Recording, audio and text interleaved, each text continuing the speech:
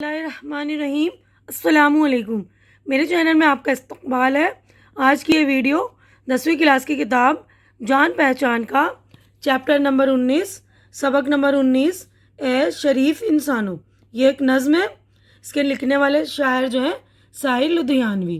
تو شاعر جو ہے شعر و شاعری کرنے والے، نظم و غزل وغیرہ جو لکھتے ہیں نا، ان کو شاعر کہتے ہیں۔ تو اس نظم کے شاعر ہیں ساحر لدھیانوی۔ تو ان کے بارے میں تھوڑا سا مختصراً ہم تعارف پڑھتے ہیں۔ دیکھیے، سن 1921 سے سن 1980 تک، یعنی سن 1921 میں پیدا ہوئے اور سن 1980 میں ان کا انتقال ہو گیا۔ ساحر کا اصلی نام عبدالحی تھا۔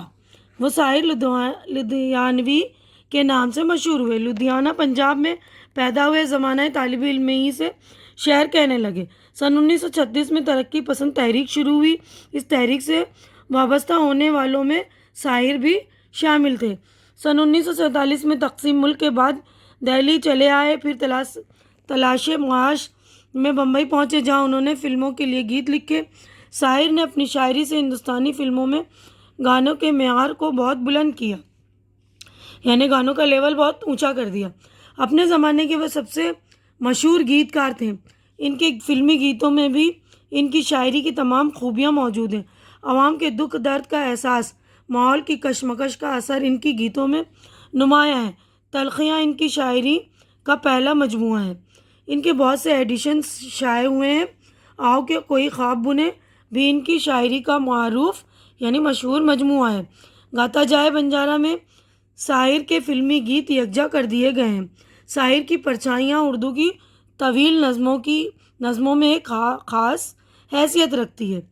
ٹھیک ہے، تو اب ہم اپنی نظم کی طرف بڑھتے ہیں۔ دیکھیے، میں مطلب 2 شعر پڑھ دوں گی، یہ اس کے بعد اس کو سمجھا دوں گی، ٹھیک ہے نا۔ پہلا دیکھیے، خون اپنا ہو یا پرایا ہو، نسل آدم کا خون ہے آخر۔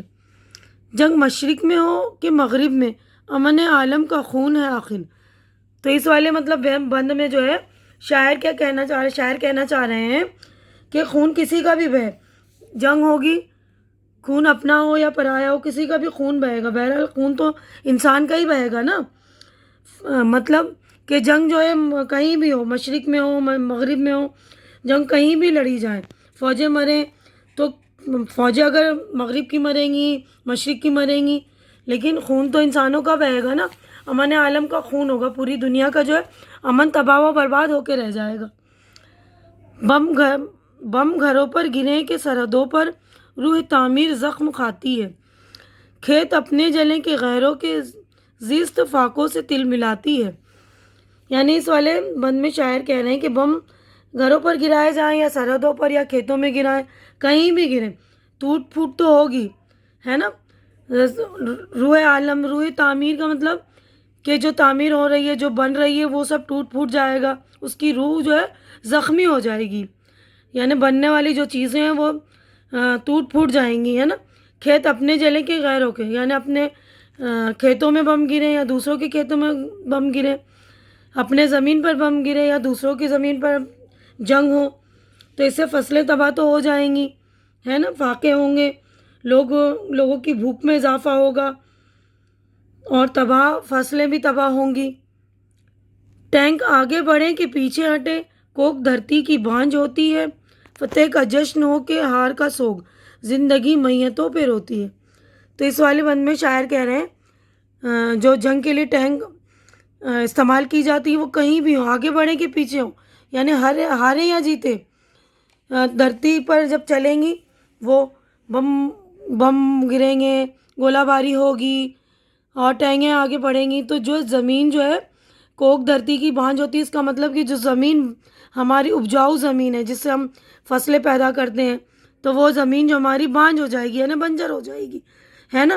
بم گریں گے، گولہ باری ہونے سے جو ہے ساری دھرتی نیست و نابود ہو جاتی ہے نا، تباہ برباد ہو جاتی ہے، بنجر ہو جاتی ہے، وہ زمین جو اپجاؤ ہوتی ہے وہ بنجر ہو جاتی ہے۔ تو اسی کو کہہ رہے ہیں دھرتی جو ہے اس کی کوک جو ہے بانجھ ہو جائے گی۔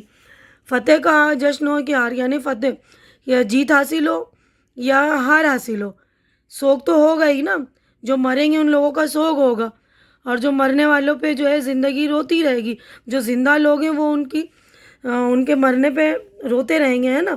اگلے صفحے پر ہم چلتے ہیں. جنگ تو خود ہی ایک مسئلہ ہے. جنگ کا کیا مسئلوں کا حل دے گی؟ آگ اور خون آج بخشے گی، بھوک اور احتیاج کل دے گی. یعنی کہہ رہے ہیں جنگ کون سے مسئلے کا حل کر سکتی؟ کوئی سے بھی مسئلے کا جو ہے حل نہیں ہے نا. جنگ ہوگی تو دنیا تباہ و برباد ہوگی. جنگ تو خود ہی ایک مسئلہ ہے، وہ مسئلے کا حل دے ہی نہیں سکتی نا. آگ اور خون جو ہے وہ بخشے ہی نہیں جا سکتے. کیسے بخشے جائیں گے؟ وہ اس لیے کہہ رہے ہیں کہ ضرورتوں میں جو اضافہ ہوگا ہے، احتیاج کا مطلب ہے بھوک اور احتیاج جو ہے وہ بڑھے گی.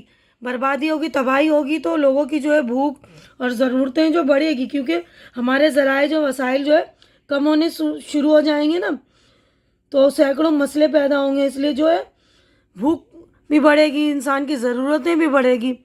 اس لیے اے شریف انسانوں، جنگ ٹلتی رہے تو بہتر ہے. آپ اور ہم سبھی کے آنگن میں شمع جلتی رہے تو بہتر ہے. یعنی یہاں پر پھر شاعر کہہ رہے ہیں مخاطب ہو کر انسانوں سے کہ اے شریف انسانوں، جنگ اگر ٹل جائے یعنی نہ ہو، ختم ہو جائے تو ہی اچھی بات ہے نا، تو ہی بہتر ہے. جہاں تک ممکن ہو سکے ہم جنگوں سے بچ جائے تو ہی بہتر ہے نا. کہ اچھا تو یہ کہ ہمارے گھروں میں جو امن کی شمع جلتی رہے اور ہمارے آنگن میں محبت کے پھول کھلتے رہیں. جنگ سے ہم جتنا دور رہ سکتے ہیں رہیں. تو یہی جو ہے شاعر جو ہے ہمارے ساحر لدھیانوی، انہوں نے لوگوں سے کہا ہے شریف انسانوں، یہ انہوں نے ایک التجا کی ایک طرح سے کہ جنگ کو ٹالو. ٹھیک ہے نا. جنگ جو ہے پوری نسل کو تباہ کر دے گی، پورے عالم کو پورے عالم کا جو امن برباد کر دے گی. ٹھیک ہے. تو یہاں پر ہماری نظم ہو گئی مکمل. یہاں پر دیکھیے ہماری مشق ہو گئی ہے اسٹارٹ. تو یہاں پر دیکھیے معنی یاد کیجیے. نسل آدم کی نسل یعنی تمام انسان. مشرق، پورب، مغرب، پچھم. فتح، جیت. احتیاج، ضرورت. عالم، دنیا. روح، تعمیر کا جذبہ، زندگی کو بنانے سنوارنے کی خواہش. زیست، زندگی، جشن، خوشی کی تقریب، چہل پہل. اب اگلا دیکھیں. یہاں پر غور کرنے کی بات ہے یہ نظم سے متعلق کہ جنگ سے بربادی اور تباہی کے سوا کچھ حاصل نہیں ہوتا. جنگ انسانی ترقی اور خوشحالی کی دشمن ہے نا. تو جنگ ہوتا ہے تو انسان جو ہے خوشحال کیسے ہو سکتا ہے؟ ترقی کی راہ میں بھی رکاوٹ ہو جاتا ہے. دیکھیے آج کل ہم لوگ کورونا سے ویسے ہی لڑ رہے ہیں نا. کتنی ساری ترقیاں رک گئی ہیں ہماری. ہم لوگ گھر میں بیٹھ گئے ہیں کتنے دنوں سے. لاک ڈاؤن ہو گیا، سارے مطلب کاروبار تباہ و برباد ہو گئے ہیں. اتنی چھوٹی سی مثال سے ہم سمجھ سکتے ہیں جنگ ہونے سے کتنا بڑا نقصان ہوگا ہمارا. تو اب دیکھیے یہاں پر سوچیے اور بتائیے. تو یہ یہاں پر دیکھیے سوالات ہیں، تو میں نے ان کے جوابات ریڈی کر دی ہیں آپ لوگوں کے لیے، تو آپ لوگ دیکھ لیں گے. دیکھیے پہلا سوال ہے روح تعمیر کے زخم کھانے سے شاعر کی کیا مراد ہے؟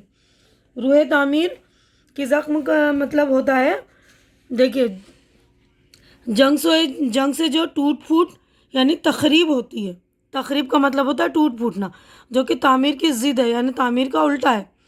تو یعنی جنگ تعمیر کی روح کو زخمی کر دیتی ہے، یعنی جو چیز بننے والی ہوتی ہے اس کو برباد کر دیتی ہے نا. سینکڑوں تعمیرات جنگ کی تخریبات کی نظر ہو جاتی ہے، یعنی اس کی بھیٹ چڑھ جاتی ہے. اسی لیے شاعر نے روح تعمیر کے زخم کھانے کی بات کہی ہے. دھرتی کی کوک بانجھ ہونے سے کیا مطلب ہے؟ جنگ کی تباہ کاریوں سے، ٹینکوں کے روندنے سے، گولہ بارود سے زرخیز زمین بنجر ہو جاتی. اسی کو شاعر نے دھرتی کی کوک کو بانجھ ہونا کہا ہے. تیسرا دیکھیے شاعر نے جنگ کو امن عالم کا خون کیوں کہا ہے؟ جنگ سے دنیا کا امن تباہ ہو جاتا ہے. دو ملکوں کی چھوٹی سی جنگ عالمی جنگ بن جاتی ہے. عالمی جنگ یعنی پوری دنیا میں جنگ ہونا شروع ہو جاتا ہے. دو ملک کے پہلے لڑتے ہیں، پھر آہستہ آہستہ دوسرے ملک بھی اس میں انوالو ہونا شروع ہو جاتے ہیں نا.